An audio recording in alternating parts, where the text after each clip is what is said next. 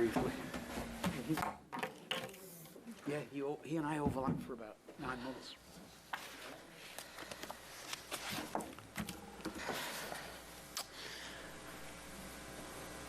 Good afternoon. Thank you for joining us for the Government of Newfoundland and Labrador's COVID-19 update for today, Wednesday, June the 9th. Unfortunately, since last media briefing, our province lost another individual to COVID-19. On behalf of the entire province, please let me express my condolences, thoughts and prayers to the family, loved ones and friends of the deceased. I'll now turn things over to Dr. Fitzgerald for today's update. Thank you, Premier. Good afternoon, everyone, and thanks for joining us. Since the media advisory yesterday, we've had 3 new confirmed cases of COVID-19 in our province. The first is in Central, and the individual is under the age of 20, and the case is under investigation. And we have 2 in the Western Health Region that were previous presumptive positive cases and are under investigation. The total number of cases in our province is now 1,360, and there have been 12 new recoveries, 1 in Eastern, 3 in Central, and 8 in Western Health, and there are now 53 active cases in the province. 1 person is in hospital, and a total of 151,796 people have been tested to date. Sadly, as reported yesterday, we had another death in the province Monday night due to COVID-19. I offer my sincere sympathies to the family and friends of the individual. This brings the total number of COVID-related deaths in our province to 7. I would like to thank the more than 2,000 individuals in the Western region that came forward for testing. And while voluntary asymptomatic testing in the region has now concluded, anyone with symptoms, even if mild, even if only 1, should book a COVID test. We have confirmed that there are separate investigations ongoing in the region involving 2 variants of concern, B1617, originally identified in India, and B117, which was originally identified in the UK. In the Stephenville area investigation, most people who have been recently identified as positive have been a contact of a case. However, very recent cases remain under investigation, as does the initial source of the outbreak. To date, we have not seen widespread transmission in the community. However, the investigation is still actively ongoing. In the St. George's area, there has not been evidence of widespread community transmission, and information from community testing as well as other aspects of the investigation is being assessed to determine if further testing is needed. The region will therefore remain in alert level 4 for the time being, and we anticipate reevaluating this by the end of the week. We know that there have been social gatherings in the affected areas that have contributed to the spread of the variants. We remind individuals in the regions that gatherings at this time are not permitted, and you should only have contact with those in your household. If you have been contacted by public health and identified as a close contact of a positive case, you must follow public health directions. Regardless of where you are living in the province, we all need to get into the habit of assuming a symptom of COVID means that you could have COVID. You should get tested even if you have 1 mild symptom. This is particularly important as we ease restrictions and permit more travelers to enter the province. And an important part of living with COVID and easing restrictions is maintaining our ability to detect and contain any new cases. And the only way to do that is if people get tested. At this time, everyone must continue to adhere to public health requirements regardless of their vaccination status. We know that 1 dose of vaccine offers good protection against severe COVID-19 disease. However, all recent evidence indicates that 2 doses of the vaccine offers better protection, particularly against the B1617 variant, which we are detecting in our province. A person is considered to be fully vaccinated when at least 1 week has passed since their final 2nd dose of COVID-19 vaccine. We have been receiving inquiries with regard to infections after vaccination, and I'd just like to give a little update on that. So to date, we have had 56 people in the province that have tested positive for COVID-19 after being immunized. 22 of those people were not considered to be protected as they have received the vaccine less than 14 days prior to their infection date. 32 were not considered fully immunized as they were either more than 14 days after the first dose or less than 1 week after their second dose when they became infected. There have been 2 breakthrough infections post-vaccination in that they were more than 1 week after the second dose when infected.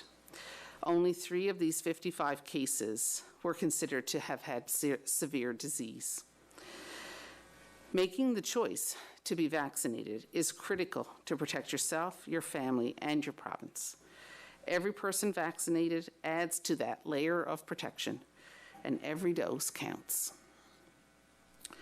Over 323,000 people in our province have had at least 1 dose of vaccine, which is about 67% of the eligible population.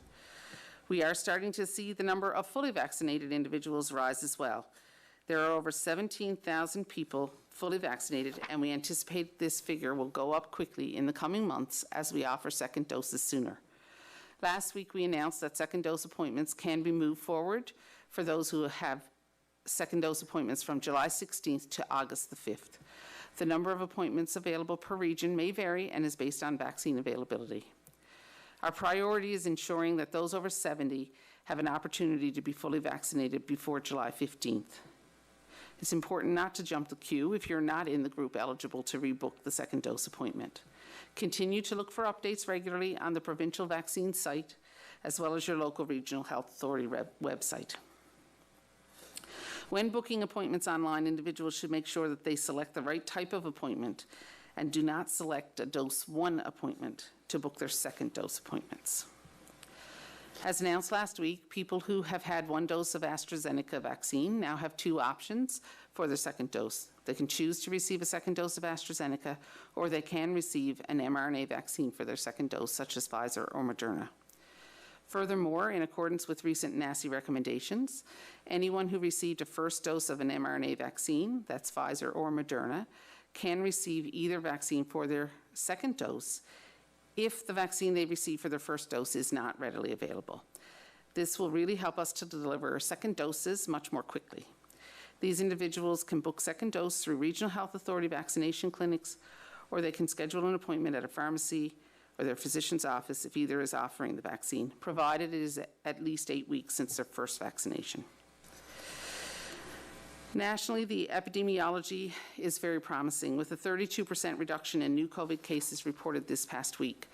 All provinces are now reporting decreases, and this trend bodes well for our province, given that our greatest risk is the importation of cases through travel.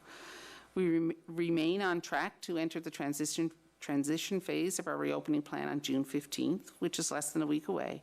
And in the transition phase, we will start to ease some public health measures within the province. And while the limit for indoor gatherings remain the same, the maximum for formal outdoor gatherings will increase to 150, and informal outdoor gatherings will increase to 30.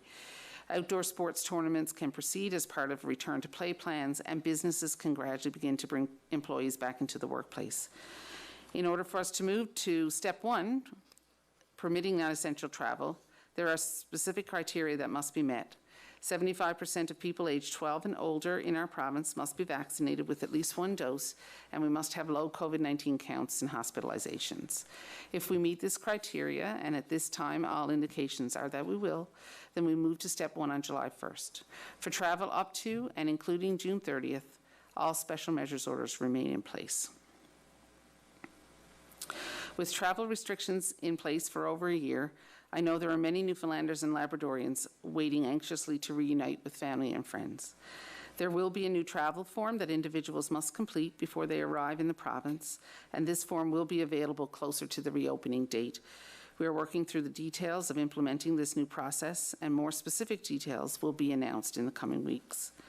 Anyone traveling internationally must consult the Canadian Border Services Agency on permissions to enter the country and self-isolation requirements, as these may be different from provincial requirements. As a recap, for those just joining us, we have 3 new confirmed cases and a total of 1,360 cases in the province. As we prepare to ease restrictions in the coming weeks, please be kind. I know for some it will take time to overcome the fears and anxieties that COVID brought with it. We must move forward and adapt to living with COVID, and I have every confidence that we are ready and able to do so. So hold fast, Newfoundland and Labrador. Thank you.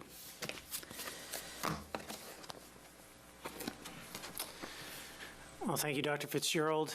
Over 323,000 Newfoundlanders and Labradorians have now been vaccinated with at least one dose. And in Labrador Grenfell Health, 75% have gotten one dose and 16% have been fully vaccinated. A great milestone for Labrador Grenfell Health. So please keep up the efforts towards vaccination. It is, as Dr. Fitzgerald said, our best defense to COVID-19, and you getting a vaccine actually protects people you love, your neighbors, your friends, your colleagues. I'll now turn things over to Dr. Haggie for some brief remarks.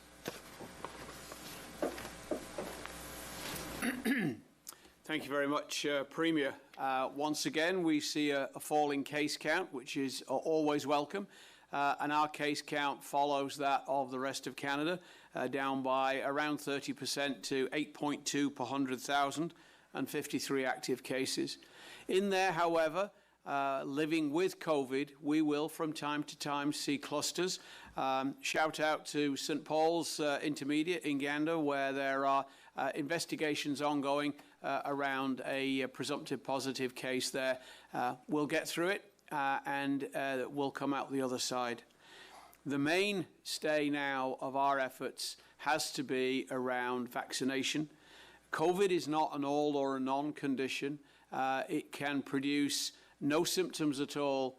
It can produce mild symptoms or symptoms severe enough to require a hospital admission. The vaccine protects against each of these stages. It protects against getting the disease in the first place, and it protects against the severity of symptoms if you were one of those people to get it. The reduction in severity is significant, and if you look across the country, we have seen significant changes in mortality and risk to the elderly, for example, who bore the brunt of the first wave. Get the shot. This is the way you protect yourself and you protect others. I've had mine. All the members of my family have had at least one shot. My wife has had two. This is what you can do. Interestingly enough, the same choice is being made by a lot of people. After our last availability, in one day we had 30,000 appointments registered for shot one in a single day. So at 67% currently, with on average 1% more per day, we're well on track to reach our 75% target. And once we have our achieved that and gone as far as it seems to be that we will go, we're actually in the situation where we are likely to get a boost, a bump, if you like, from the federal supply chain. There's talk of significant influx of Moderna. This we can distribute through pharmacies and through physicians' offices to make second doses easier still and to catch those people who may have missed first doses. So get the shot and hold fast. So thank you very much, Premier. Well, thank you, Minister. I'll now invite questions from the media. Thank you, Premier. For the benefit of our speakers, there are 5 reporters registered for today's call. The first round of the question and answer session will give each reporter the opportunity to ask one question and one follow-up. Following this, there will be a final round where each reporter will have the opportunity to ask one final question. Our first questions are from Peter Cowan with CBC. Please go ahead.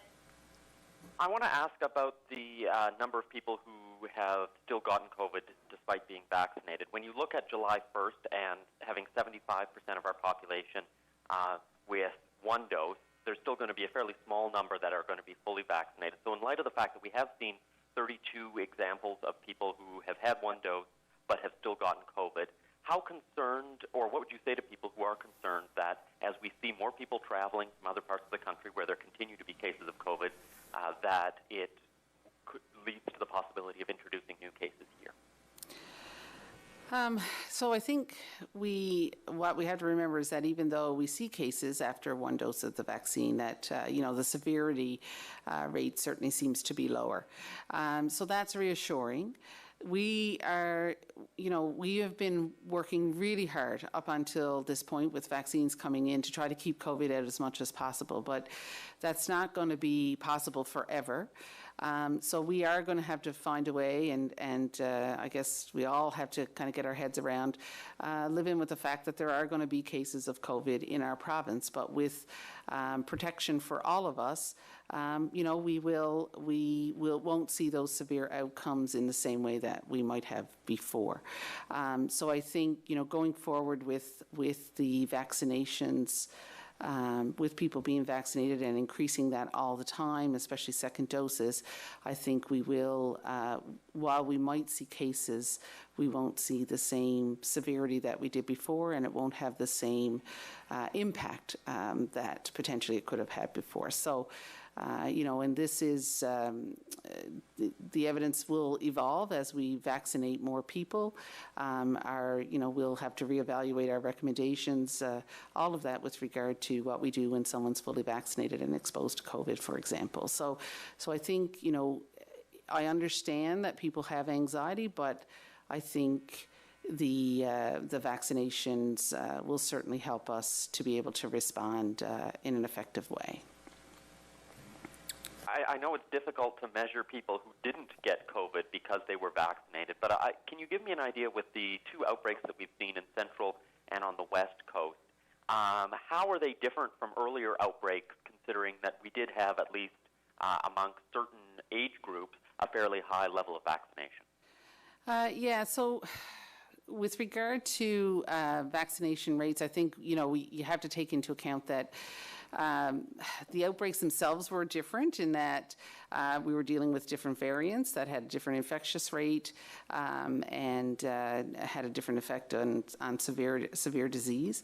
But certainly, and it's you can't really do a direct comparison one outbreak to another because you are dealing with different things. So I think at this point we have seen, certainly we have seen in the central outbreak specifically that we've had a few cases of people who've had vaccines and have still developed disease, but the severity of the disease seems to be lower. Questions are from Peter Jackson with The Telegram. Please go ahead. Hi, sorry about that. Did the man who died this week, over the age of 70, had received at least one dose of the vaccine? So, Peter, I can't really speak to someone's personal health information as to whether or not they had a vaccine. I'm sorry. Okay. Nova Scotia's Chief Medical Officer recommended one of the mRNA vaccines over AstraZeneca's second shot. Are you recommending it, or are you just leaving it completely up to choice? So right now what we're recommending is that people can make a choice based on the information that they have and their own comfort level. Certainly what we've seen from the evidence that we have so far is that people get a good response with the mRNA vaccine, and in some studies. We're still awaiting final results out of another study in the UK. So I think once we have more information, we may be able to be a little more firm on that recommendation, but at the moment it is still a person's choice once they look at all the information and make an informed decision. Thank you. Our next questions are from Elizabeth Witt with All Newfoundland Labrador. Please go ahead. Thank you. As the province begins to reopen and welcomes back travelers, has there been any further consideration on this part of this government for vaccine passes for travelers? Sorry, Elizabeth, was that a comment on vaccine passports? Yes. I'm wondering what your stance is on it. Well, I think the plan still requires proof of vaccine, and we're working on, presumably, the logistics of that over the next little bit. But Dr. Fitzgerald, you can comment on the form per se and how you upload it. So at the moment, what we're asking for is proof of vaccination for anyone who's traveling into the province, and then they can upload that to the travel form, or that will be the goal, that they'll be able to upload that through the travel form, and that reconciliation will be done so that when they get to the point of entry, they'll have an indication of, what their isolation and testing requirements will be based on their vaccine status. With regard to vaccine passports per se, that in and of itself, I guess, is not a vaccine passport. We are working right now on a way that allows anyone who's in the province to be able to get their vaccine record, should they need it for travel, or if for other reasons that they may need it. Certainly, these are questions that we're looking at, and these conversations are happening at all levels. Even at the larger tables across the country that we sit at. Thank you. And, as we're about to enter the transition period next week, that leads into the reopening plan, I was hoping to get some clarification on one comment in the reopening plan, which is, beginning the gradual return to workplace and offices. And, since the beginning, you've mentioned, people, if they can work from home, should, but can you clarify what the gradual return is? So I think it just means that employers have to, think about. So if you have employers who had, the most of their workforce working from home throughout the pandemic, then now they can consider if it's going to work for them, if they want to bring people back in. So they start with people they feel are the most urgent to get back into their offices, and then just gradually increase the number that are coming back as we start to see more higher vaccination rates. So it is. I guess it'll be as varied as there are businesses or employers out there as to how they want to do that. But it's not sort of opening the doors and bringing everybody back at the same time. It's just a gradual, stepwise progression to be able to get the workplace, people back into the workplace if that's what employers choose to do. Thank you. Our next questions are from Richard Duggan with BOCM. Please go ahead. Thank you. In regards to the case at St. Paul's Intermediate, we've heard that school will be reopening tomorrow, and that public health has advised that no change is needed in school operations. We're hearing from parents who are concerned. Why go this route? Why recommend that, given the role that schools have played in past outbreaks recently? Minister, do you want? Thank you very much, Richard. I've been chatting with Minister Osborne. The decision about closing the school was simply an operational one, and there may be a variety of reasons, some of which I'm not privy to. I am aware that under circumstances, for example, where some teachers may have been exposed, there may be some issue of adequate resources to hold classes, that kind of thing. So I would direct the mechanics of that to the school district or to the Department of Education. I mean, public health supplies their recommendations, and those recommendations, as we've seen, may change from time to time, but that's their current one, that the school does not need to close from a public health perspective. So watch this space. And still on that topic, a parent at St. Paul's Intermediate reached out to us, and she says that her child was identified as a contact, was tested, and has to isolate until June 17th, regardless of a negative or positive result. But she told us that teachers don't have to isolate if given a negative test result. So, Dr. Fitzgerald, I was hoping if you could clarify why is that the case? So isolation and quarantine depends on the type of interaction that someone may have with a positive case. So if someone is considered a very close contact of a positive case, then they are going to have to isolate quarantine for 14 days after their last known exposure to that case. If someone is considered a very transient contact or a lower risk contact, if, for example, in this situation, if they weren't in the classroom for a prolonged period of time, then those people may not be considered a close contact by public health.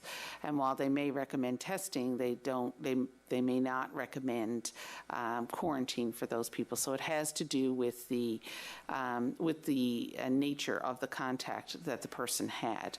So it's not a blanket statement about all teachers or all students. It's like public health will interview every one of those people who are considered close contacts and make a decision about what their quarantine has to be. Thank you. Our next questions are from Kellyanne Roberts with NTV. Please go ahead. Thank you. I'm looking for clarification around once we hit step one of the reopening and allow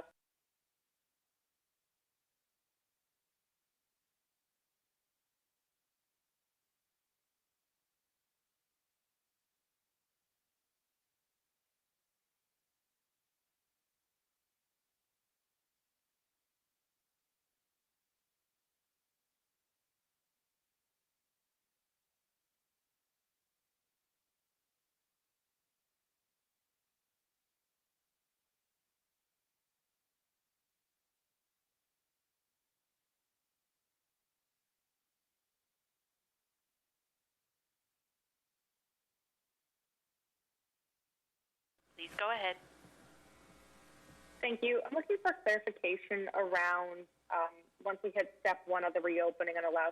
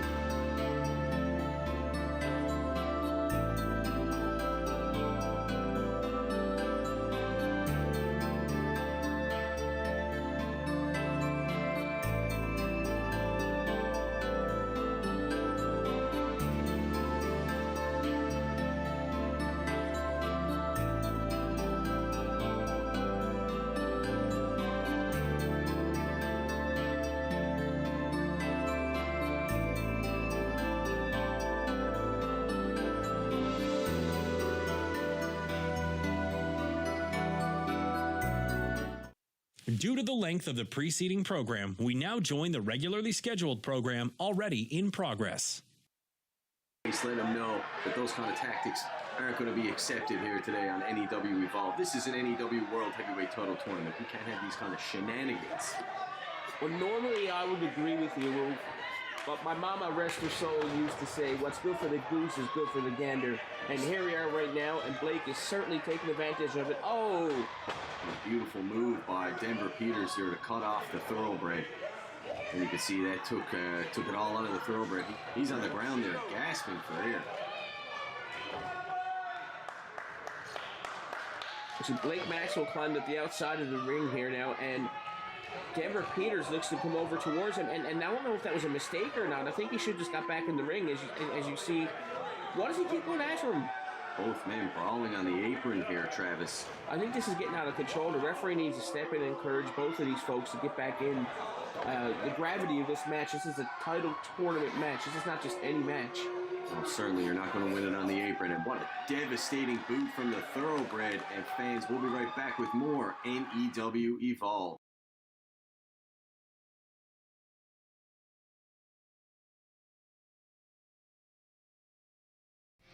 Follow NEW on Facebook at New Evolution Wrestling NL. Follow us on Twitter at NEW Wrestling NL. $5 matches right here at New Evolution Wrestling on YouTube.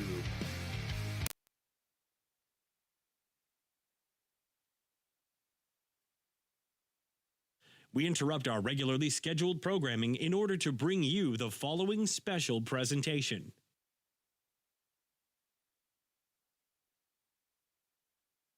Yeah. Elizabeth Witten with All Newfoundland Labrador. Do you have a final question? Yes, I do. I'm wondering, has there been any decisions on when to hold COVID briefings in person at the Confederation building again? We're still looking at that and doing an analysis of the space available and where's best to set up the communication center. So we will have an update shortly. I apologize, we don't right now. Thank you. Richard Duggan with VOCM. Do you have a final question? I do. Hearing of people in the 80-plus category who have been trying to move up their second dose appointments, but have been told they can't. Wondering, what's the reason why someone in that age group wouldn't be allowed to bump up their appointment? So I'm not sure. It depends on when they had their first dose. So we are recommending that most people have 8 weeks in between doses. That seems to be when, there's evidence right now that says that that slightly longer dosing interval seems to be providing a better immune response. So we are asking that people be 8 weeks between their doses, up to 16 as we had before. So if somebody had not been 8 weeks in between their doses, I suppose the recommendation may have been that they wait to get their vaccine, their second dose. But I don't know of any specific cases, Richard, that you're talking about. And Peter, I do have an answer for you. I'm sorry, it was written here in my notes, but I just missed it. There was one case out of the 55 who was considered not yet protected, who had severe disease. Thank you. Kellyanne Roberts with NTV. Do you have a final question? Yes, it was released yesterday, the vaccination status by age grouping. Thank you for that. But is there any group that you're overly concerned about that seems to be lagging behind? The vaccinations seem fairly high, if not really high throughout, but is there one age group that you're concerned about? At the moment, I think it's a bit difficult to say because we're, what we're seeing there in lower percentages in the lower age groups just has to do with the way that our vaccine program was rolled out. In that ages, people who are older would have gotten the vaccination first, right? So they would have more time to get vaccinated. So, we're seeing excellent uptake in certainly in groups 65 plus, and in 55 plus, we're seeing good uptake as well. And every day we're seeing more and more people in the other age groups. So at the moment, there's nothing that's jumping at us as very concerning. You know, we do know that traditionally younger age groups tend not to be as quick to get vaccinated, for example, with influenza vaccine. So that is something we'll be watching, and we certainly do encourage anybody out there who's 12 and over to get their vaccination, because it will protect not just you, but your loved ones and your communities. So it's really important to book a vaccine. Thank you. Thank you, everyone, and apologies to those who had trouble with the feed today. There were some technical issues. Premier, do you have any final comments for today? Thanks for joining us today. Please keep up the hard work and do your part and get vaccinated. Of course, you can also help out by downloading the COVID-19 app, and certainly that will help as we reopen. So stay safe, Newfoundland and Labrador. We're almost there, but we're not there yet. Please do your part. Thank you. Thank you, Premier. Stay safe, everyone. Take care of yourselves and each other, and enjoy the rest of your day.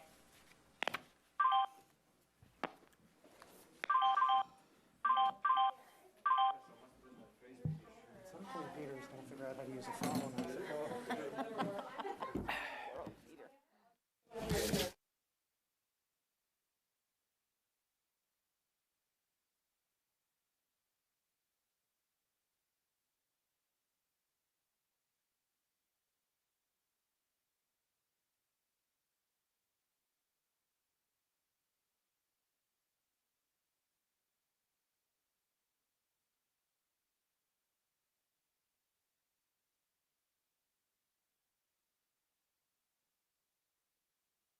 Due to the length of the preceding program, we now join the regularly scheduled program already in progress.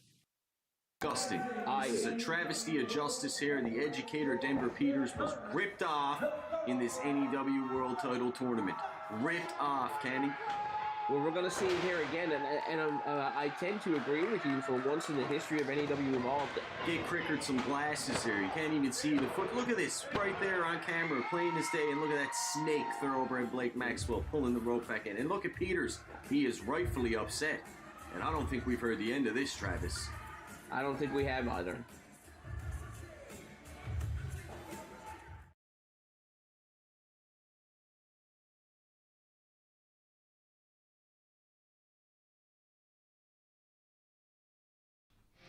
Follow NEW on Facebook at New Evolution Wrestling NL. Follow us on Twitter at NEW Wrestling NL. Find all our matches right here at New Evolution Wrestling on YouTube. I feel like I deserve another shot at the IP title. So Tony King, you get out here and we're gonna have a match. Zach Youngblood calling out the king of Newfoundland Wrestling. Will he answer the call?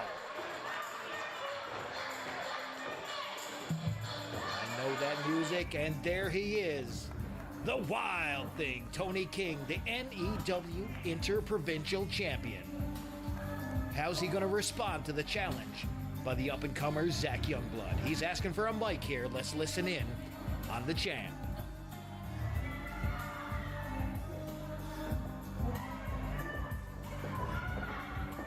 Well, I wish I could say that it's good to be back here too, but quite frankly, it sucks having to look at each and every one of you again. You know, Zach Youngblood, what makes you think that you deserve a shot at this title? Who do you think you are? You know, what a lot of these people don't realize is that me and your family, we actually got a long history. Because you see, many, many years ago, when you were just a wee little boy running around in diapers, me and your uncle, Freddie Youngblood, were up here beating everybody that came before us as one of the greatest Newfoundland wrestling tag teams ever assembled. And you know what? He thought he could beat me too, but guess what happened? I beat him so bad I drove him out of this province, and that's exactly what I'm going to do to you. So I tell you what, we can have a match right here, right now, but it ain't gonna be for this title. You're gonna have to prove yourself, all right? So if you beat me here tonight, I'll give you a shot at this title tomorrow. But, and there is a but, if I beat you, you must be my personal servant for 30 days. That means you gotta carry my bags, you gotta wash my car, and you gotta carry my belt. And that's as close as you'll ever get to this thing. Since you're ready and I'm ready, let's not wait any longer. Let's do this right now. The challenge has been accepted. The Interprovincial Champion, not putting the title on the line, but he's giving Zach Youngblood the opportunity of his career with this non-title match. You heard it. If Zach Youngblood pulls off the win over Tony King, he will receive an Interprovincial Championship title match. That said, if Zach Youngblood loses, he will serve 30 days of indentured servitude to the Wild Thing, Tony King, and God knows what he will have Zach Youngblood do. This match is about to get underway. Senior referee Justin Crickard officiating here this evening. Opportunities knocking for that young man, Zach Youngblood, and does he have what it takes to put away one of Newfoundland's wrestling's premier stars in the Wild Thing? Tony King, no stranger to title belts. He is the Interprovincial Champion, and no slouch in that ring. This is a major mountain to climb for Zach Youngblood. As you can see, the Wild Thing breaking out early with that fireman's carry into an armbar right there. Youngblood returning the favor with a nice arm twist there. Roll out by Tony King, kip up, beautiful execution there and into the armbar. Youngblood responding with his own, another kip up. They're just a series of reversals in those armbars. Beautiful! Amazing. Right there with that arm drag takedown right there on the King. Stay tuned for more NEW Evolved after these messages.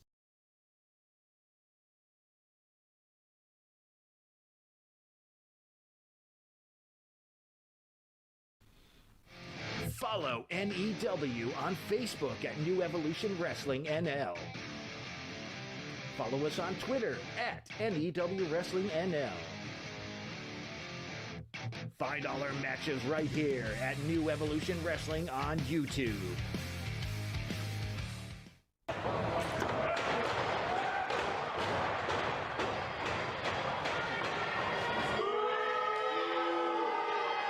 Shot at the Interprovincial title is on the line. Beautiful leapfrog by Zach Youngblood. Shot to the boiler. Tried to put him away there. Beautiful arm drag takedown, follow through by Zach Youngblood. Beautifully, very effective. Clothesline tears the head off of the King. Twisting back elbow. Unorthodox offense here by Zach Youngblood, keeping Tony King off his... Oh, wait a second. The King just stuffed Zach Youngblood with that beautiful kick. In control here now, stomping a mud hole in the challenger. Senior referee right on top of this one, admonishing the Wild Thing right here.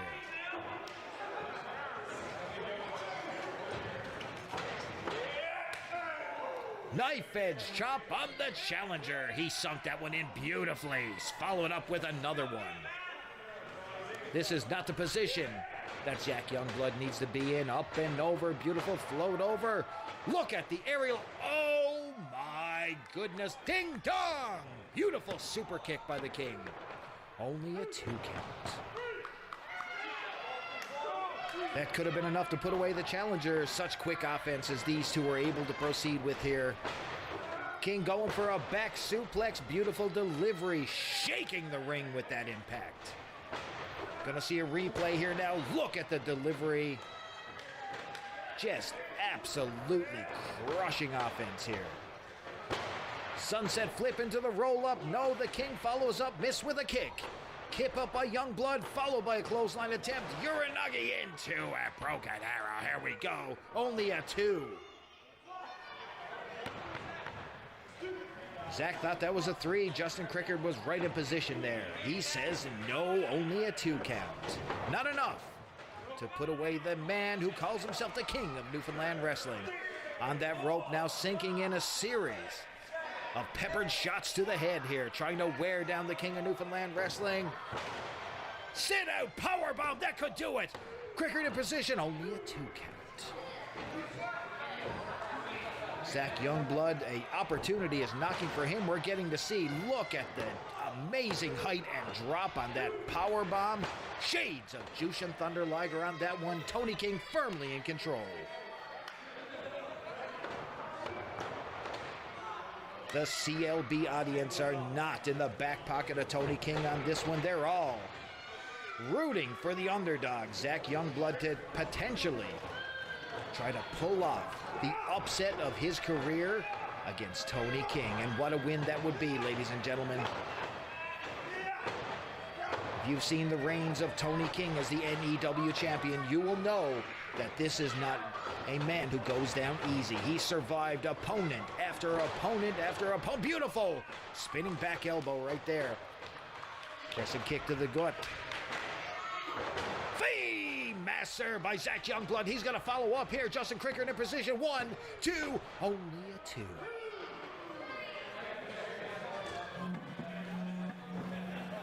Lots of back and forth offense by both men here. Tony King still doesn't look like he's ready to go out there. He can take an amazing amount of punishment. He's in position. Will this be a fireman's carry? He dumps him down. What's he going for, ladies and gentlemen? He's headed upstairs.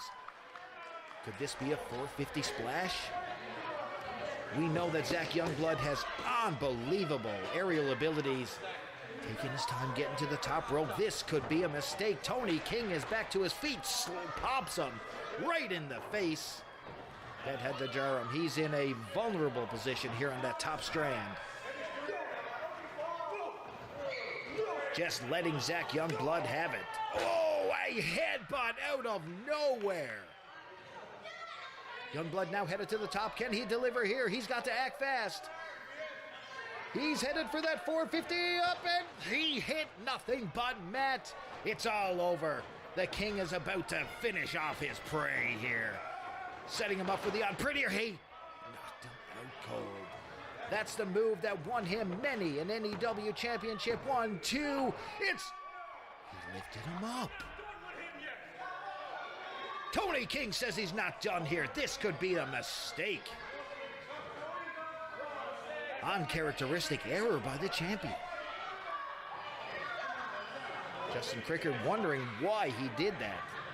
He's trying to make a point by destroying this young kid, Zach Youngblood. He wants to make him his indentured servant for 30 days. Youngblood can't even answer the call. Justin Crickard, you're better off calling this one off. Can he even continue? He's telling him he's not even championship material. Absolutely disgusting. Just vile by Tony King here. The champion wants to really finish him off here. A roll up! 1, 2, oh my God! Zach Youngblood pulls off the upset of his career right there as he defeated the Wild Thing, Tony King, to claim a shot at the Interprovincial title. Here's the scene. Inside roll-up and a 1, 2, 3 on the champ. Tony King is beside himself, and this CLB audience are elated.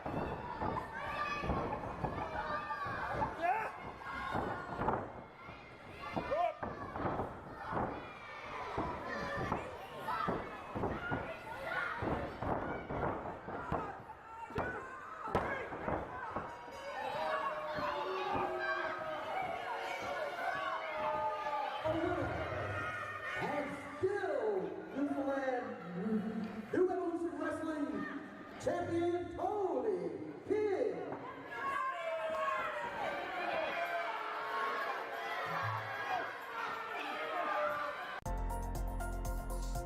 The following program is brought to you by Rogers Anyplace TV. Enjoy exclusive content for free. Visit RogersAnyplaceTV.com.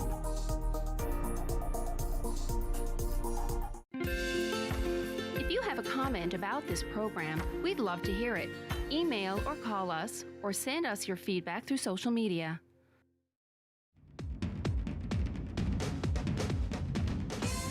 Hey everyone, it is Jason Piercy, host of Out of the Fog on Tuesday nights at 7:30. You're definitely going to want to watch because you never know what I'm going to get into.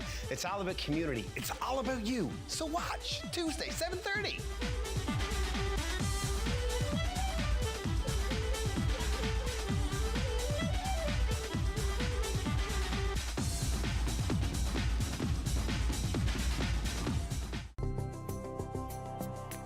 It's about sharing and caring. It's about doing and belonging. It's about living life to its fullest. And it's about laughing out loud. We are L'Arche Canada, and we're about witnessing and sharing the gifts of all people. Learn more about us today. Hello, I'm Lloydetta Quaco. I'm here at the rooms where we just finished recording a Sharing Our Culture series. This is a place where you get to meet amazing individuals from diverse cultural backgrounds who are making significant contributions to the social, cultural, and economic development of Newfoundland and Labrador.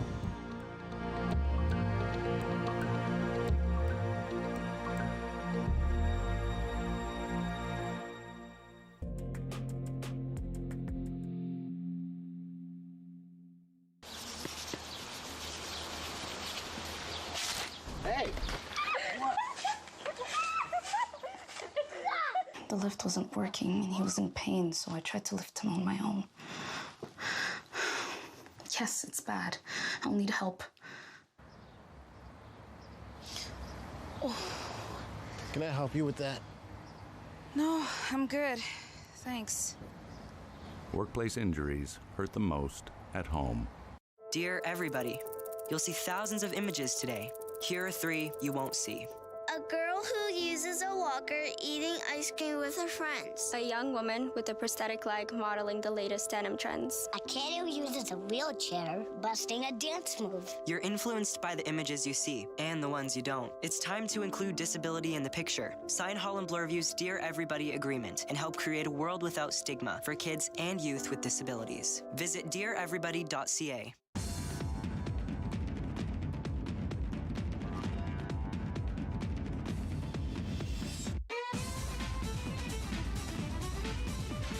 Hello, everybody. My name is Jason Piercy, and this is Out of the Fog. We've got a fun and important, very eclectic show for you today. We're going to talk to the one and only Randy from Rock Solid Builds, HGTV hit from here just outside of our beautiful city. Spending a lot of time in Brigus doing some interesting stuff. And then I have a video, a little over 9 minutes long, that touches on some of the darker parts of the Canadian past, which I think is important to talk about leading up to Canada Day and some of the recent findings at residential schools in Kamloops. All of that right after this break.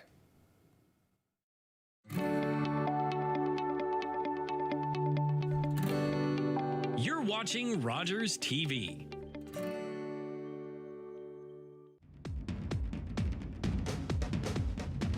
Hey everybody, what's up? It's your boy DC, and I am the Thursday night host of St. John's local tradition, Out of the Fog. You know, local matters here on the show, and from arts and business, not-for-profit, anybody doing anything great to make our province a more rewarding place to live and work. It all happens right here in the studio. So join me and my boy DJ Slim Macho every Thursday night for Out of the Fog.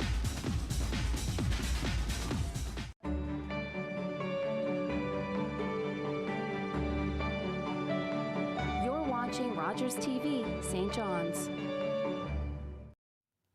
Welcome back to Out of the Fog. I don't know if I should introduce him or if you should introduce me. More people watching this probably know who you are and know who I am, and I'm here every week. Ladies and gentlemen, Mr. Randy Spracklin, Rock Solid Builds, HGTV superstar, the patented folded arm look there. You're a lot more approachable, and like that guy looks like don't upset him. No. I got a gentle side. Yeah. So thanks for coming out, man. Oh, no problem. Glad to be here. You're really busy swinging hammers and fixing stuff and telling stories and being interesting and charming. Yeah, no, we're pretty busy. You know, got a lot of projects, old, new. We started hitting the ground running right after Christmas and still at it. Yeah, so your Rock Solid Builds, of course, new HGTV series based out of Brigus, your hometown. Right? Born and bred? Born and bred. So I'd like to talk about a couple of different things because your show's getting a lot of success. It is. And I think there's a couple of different reasons for it. One is just people are so enamored with how beautiful Newfoundland in general is, but especially Brigus. Like Brigus is a very historic kind of area. It's very touristy. It's very picturesque. Oh. It's like a postcard everywhere you turn. Exactly. It's gorgeous out there, right? And you add to that the personalities that are on your show and how they intermingle. and everybody's got their own particular brand of charm. And it's like everybody's a fan favorite, sort of. You know what I mean?